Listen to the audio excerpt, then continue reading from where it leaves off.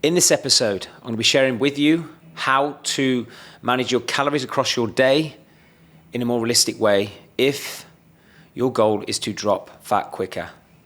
I've done a number of episodes the last 4 to 6 weeks centered around food in particular, but this is going to be a short, sharp, concise episode breaking down from all my experience having transformed a shitload of entrepreneurs and business owners.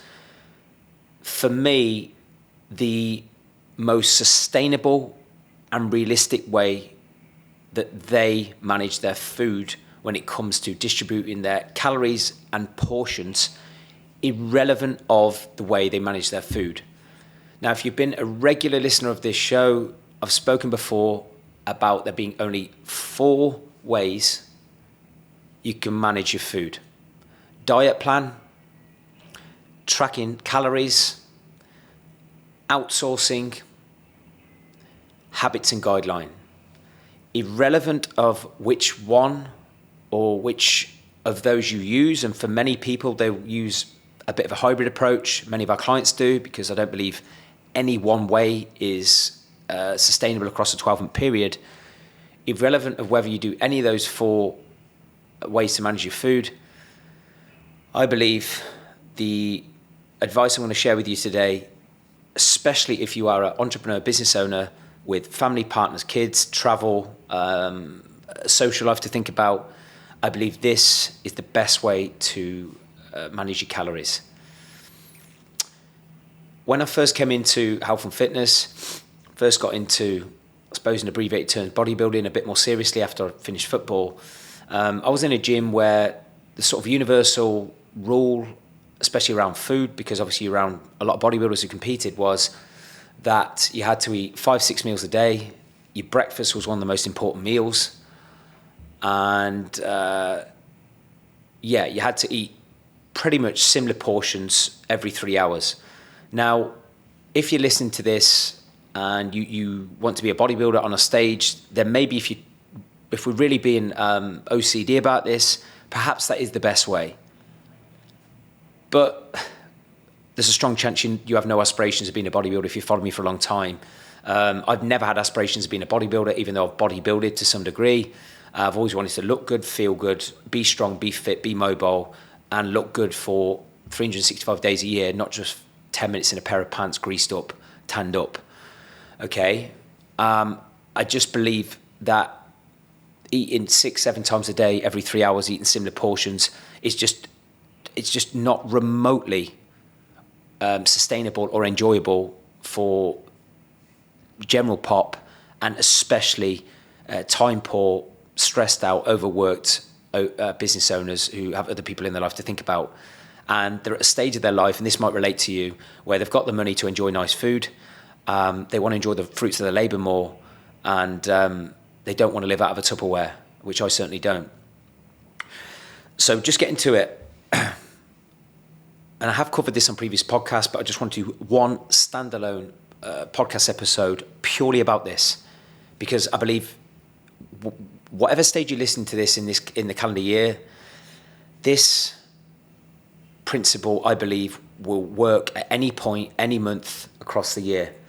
And that is to manipulate your calories, basically your food portions, and in particular your food volume, so you are eating more food in the evening. I could probably count on one hand in the last 15 years of clients who actually wanted to eat more food in the morning than the evening. Why is that? After a long day at work, most people are stressed, they're tired, or they're feeling good. So one of the things they want to do to relax and enjoy themselves, or maybe sort of recover after a stressful day, is to eat more food, whether it's with themselves, with their partner, with a client, with a friend, children. And I don't think it's worth fighting that. I think one of the reasons people struggle so much when it comes to staying in shape, they don't manage their expectations, and they're totally unrealistic about where their lifestyle is right now in relation to manage their food within that lifestyle. But if you can eat a larger proportion of your calories in the evening when naturally that's when most people want to overeat and snack, then there's less likelihood of you over-consuming calories if you are sort of backloading your calories a little bit more. And it doesn't mean to say that you need to fast. Like, there's nothing magic with intermittent fasting and keto and all these different diets. All of these diets are basically just different ways of restricting your calorie volume. It doesn't matter how many meals you eat. It doesn't really matter what time you eat if your goal is to drop fat. Now, of course, you have to be a little bit more specific if you're trying to sort of dive into the performance world. But if you're trying to drop fat and that is your sole pain point, and you are just tired of grabbing fat around your belly and you're just sick to death of being overweight and feeling comfortable with your shirt off, maybe in the bedroom and on a beach, then I strongly urge that you manage your food in this way. And you manipulate your food, whether you track your calories or just simply portion so you eat more in the evening. I generally think a great rule of thumb with calorie distribution, for example, if you're eating 3 meals, is have 20 to 30% of your calorie consumption in meal 1, 20 to 30% of your calorie consumption in meal 2, and then leave 40 to 60% of your calorie consumption in your evening meal. The one thing that would stay consistent across those 3 intakes of food would be protein, because if you're short on protein in the first 2, you are even more likely to binge and overeat to excess in the evening.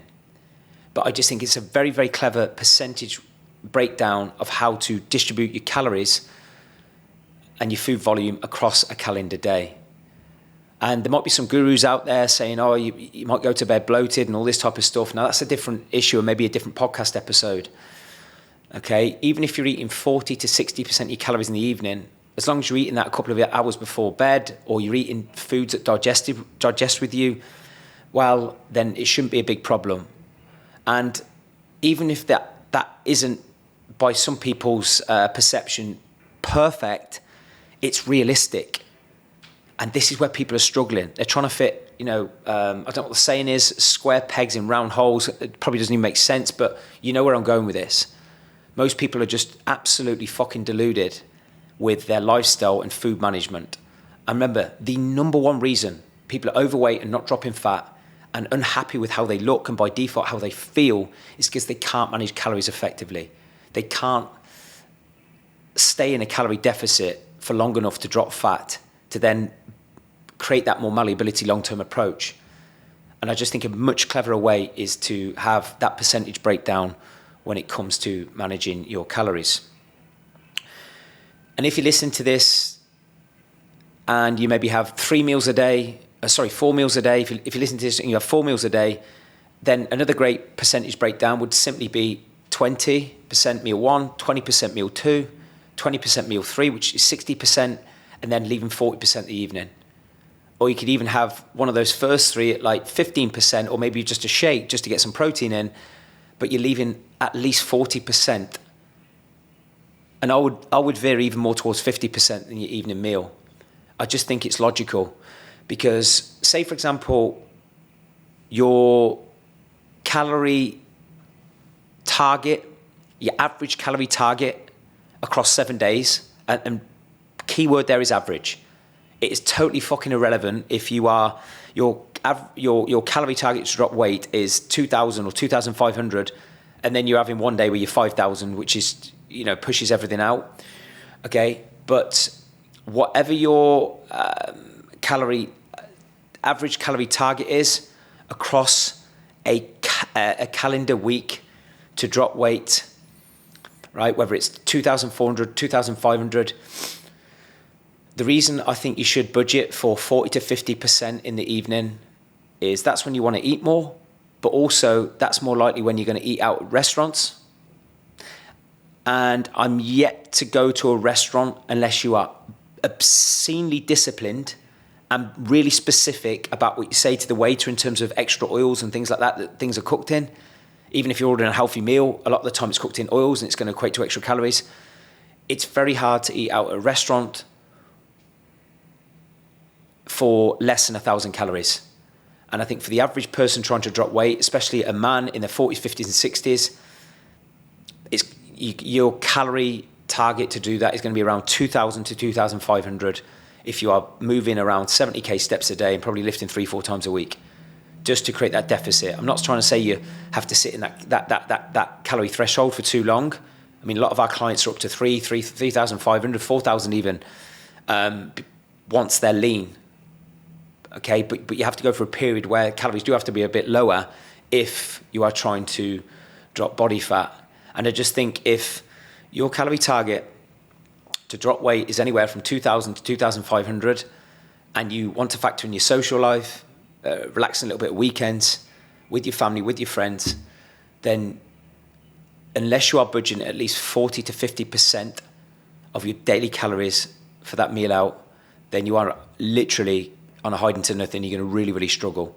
Because if you're eating, say, 60 to 70% of your calories, or 80% even, pre-evening meal, it doesn't leave you a lot to play with, especially when you're eating out at restaurants. And as I've said on many, many podcasts, the main reasons why the modern day entrepreneur is struggling with their weight is how they eat at weekends, and in particular how they eat at restaurants when they want to enjoy nice food and it's outsourced to someone else cooking it. So unless you are manipulating your daily calorie management that's to align with that, your actual day-to-day lifestyle that is totally sustainable across a 12-month period, then any other food system for me is as good as broken. Because as I've said on previous podcasts, the diet plans, having coached all these years, they do not work on their own. Diet plans are fantastic for creating predictable progress in short bursts, but unless you want to live in a box and literally never go out at weekends and never eat out at restaurants, then they're just totally not sustainable. What we do inside Built to Last, and our promise, is to teach people how to get in shape on a diet plan, but more importantly, how to live in the real world and look the way they want to, feel the way they want to without a diet plan. So they have principles in place and they can sort of guesstimate calories. They know how to mentally move numbers around. And that for me is the only way to create lasting change with your physique, and by default how you want to feel because of how happy you are with your physique. So one thing I want to say just to end this podcast is I have incredible free resources around food, and in particular the subject I spoke about today is manipulating calories. I have some amazing resources about that that are great visually, because you might have listened to this and I might have put some thoughts and a more realistic approach in your head. But if you're a visual person like me and you'd like something on paper just to look at to maybe help you manage your food better, then please send me a direct message on LinkedIn or Instagram, Kirk Miller, and I'll happily send it right over. And as I've said on previous podcasts, I really, really appreciate all the support with this show. I'll tell the truth. Always, I know what works. Been in shape for over 3 decades, my whole life in fact, but since I sort of left school, I've never been out of shape, and I don't think many people can say that. And that's in spite of moving from Coventry to London to Dubai. I travel all the time, eat out all the time, eat from Deliveroo every single evening, but I'm still strong, I'm still fit, I'm still lean because of some of the principles I've shared today, and knowing how to adapt to manage my food and train in the real world. So if you need any help, please do not hesitate to reach out to me. Staying stuck is a choice. There are plenty of options out there, and I know what it takes. So thank you so much for listening, and I'll see you next time.